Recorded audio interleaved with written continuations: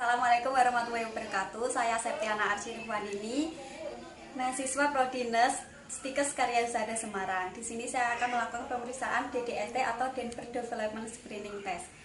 DDST itu sendiri merupakan salah satu screening test terhadap kelainan perkembangan anak. Untuk kegunaannya yaitu yang pertama menilai perkembangan anak sesuai dengan umurnya, yang kedua memantau anak yang tampak sehat dari umur 0 tahun sampai dengan 6 tahun, yang ketiga menjaring anak tanpa gejala terhadap kemungkinan adanya kelainan perkembangan, yang keempat memastikan apakah anak dengan persangkaan ada kelainan atau apakah benar-benar ada kelainan perkembangan. Yang terakhir atau yang kelima, monitor anak dengan resiko perkembangan anak dengan masalah perinatal. Yang pertama, kita mengisi pada isian yang terdapat pada atas tabel ini. Yang pertama, kita isi nama kita sebagai pemeriksa, Septiana. Kemudian tanggal pemeriksaan yaitu 18 Januari 2021. Nama anak yaitu anak M. Tanggal lahir 18 Juni 2019. Kemudian kita isikan nomor CM sesuai dengan rekam medik pasien. Ya, setelah mengisi, kita hitung terlebih dahulu untuk usia anak dalam menentukan atau mengisi Denver, yaitu tanggal pemeriksaan dikurangi tanggal lahir. Ini sebagai rumusnya. Kemudian kita masukkan yaitu tanggal pemeriksaannya 2021 Januari yaitu 1, kemudian 18 2009 sebagai tanggal lahir anak, Juni itu 6, 18. Kemudian kita kurangkan 18 kurangi 18 0, 1 dikurangi 6 kita ambil depan menjadi 20, ini 12, 13 kurangi 6 7, 20 dikurangi 19 1. Jadi usia anak yaitu 1 tahun 7 bulan. Kemudian dikonversi menjadi bulan yaitu 1 tahun ada 12 bulan ditambah 7 bulan yaitu 19 bulan.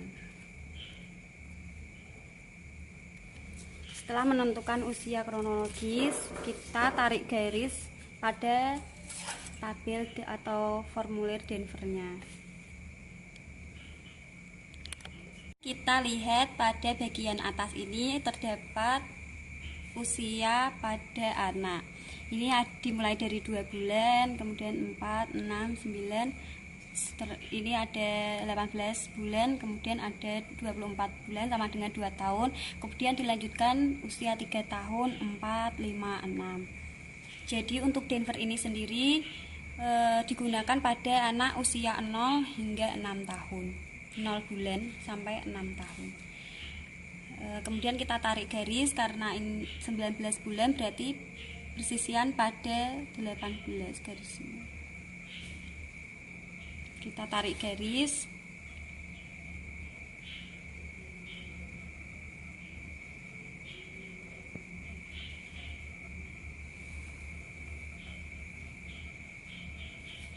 Setelah pembuatan garis usia kronologis, kita lakukan kegiatan yang kita lakukan pada anak. Kita bisa melihat pada sisi kiri yang tidak terkena garis, kita ambil 3 tindakan pada setiap sektor yang ada. Untuk personal sosial yang kita ambil yaitu yang tidak terkena garis itu ada menirukan kegiatan, kemudian minum dari cangkir, kemudian membantu di rumah. Untuk yang terkena garis yaitu menggunakan sendok dan garpu, membuka pakaian, menyuapi boneka seperti itu. Kemudian di sini anak dapat menirukan kegiatan. Kita tuliskan P karena anak bisa atau lulus. Kemudian minum dari cangkir, PES. Anak dapat membantu di rumah, PES. Kemudian anak menggunakan sendok atau garpu, pes. Kemudian membuka pakaian, anak tidak bisa, kita tuliskan violet karena gagal. Kemudian menyuapi boneka, pes. Kemudian pada sektor motorik halusnya, yaitu kita ambil sama 3 item yang terdapat pada kiri garis atau yang tidak terkena garis, yaitu ada membentuk 2 kubus. Anak dapat melakukan. Kemudian anak dapat melakukan atau menaruh kubus di cangkir, pes. Kemudian anak dapat mencoret-coret, pes. Kemudian anak ambil manik-manik, kemudian ditunjukkan, pes. Kemudian membuat menara dari 2 kubus, pes. Anak tidak dapat melakukan membuat menara dari 4 kubus, kita tuliskan file karena gagal. Kemudian pada sektor bahasa, anak dapat menyebutkan 1 kata, pes. Anak dapat menyebutkan 2 kata, pes. Anak dapat menyebutkan 3 kata, pes. Anak tidak dapat menyebutkan 5 kata, kita tuliskan file. Kemudian anak dapat menunjukkan gambar, pes. Anak tidak dapat mengkombinasi kata-kata, kita tuliskan file. Untuk motorik kasarnya, yang pertama itu kita ambil sama yang tidak terkena garis usia kronologisnya, yaitu membungkuk dan berdiri.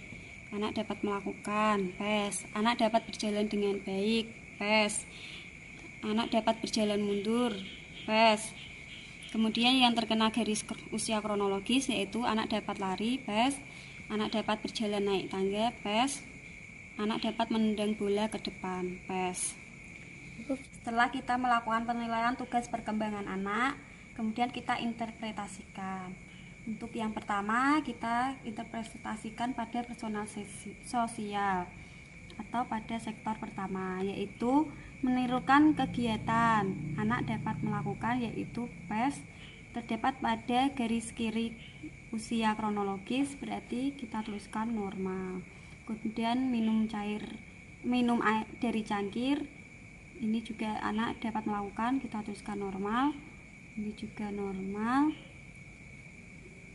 Pes terkena garis kronologis usia, itu normal. Kemudian filed terkena garis usia kronologis, namun pada item putih ini maka dapat dikategorikan normal. Kemudian menyuapi boneka, pes, itu normal. Kemudian pada sektor motorik halusnya, kita interpretasikan terlebih dahulu pada sisi yang tidak terkena garis usia kronologis. Ini pes, berarti kita tuliskan normal, normal, normal. Menara dari 2 kubus juga, yang pertama ambil manik-manik dan ditunjukkan, ini juga normal. Kemudian ini normal. Menara dari 4 kubus ini juga normal, walaupun anak gagal dalam melakukan, namun ini pada item yang berwarna putih yang terkena garis usia kronologis. Kemudian kita lanjutkan pada sektor bahasa.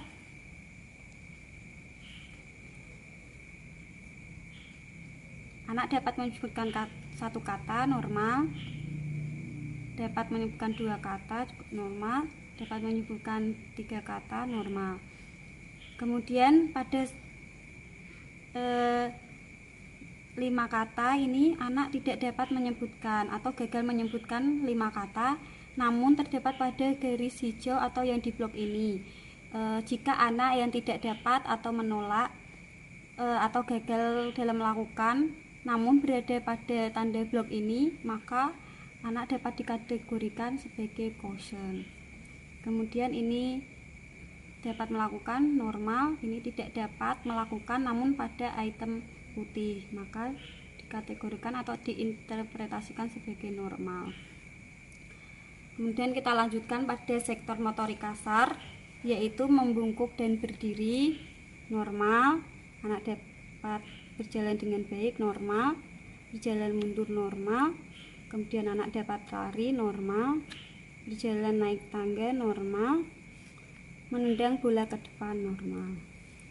Kemudian pada pemeriksaan ini dapat disimpulkan bahwa anak pada sektor personal sosial tidak ada keterlambatan maupun tidak dapat dites, karena pada sektor personal sosial untuk nilainya atau interpretasinya itu normal semua, tidak ada kosen maupun satu delay. Kemudian untuk motorik halusnya dapat disimpulkan juga normal karena tidak ada kosen maupun delay. Kemudian ini pada sektor bahasa normal, namun ada satu kosen, itu juga normal. Kemudian untuk motorik kasarnya itu juga normal.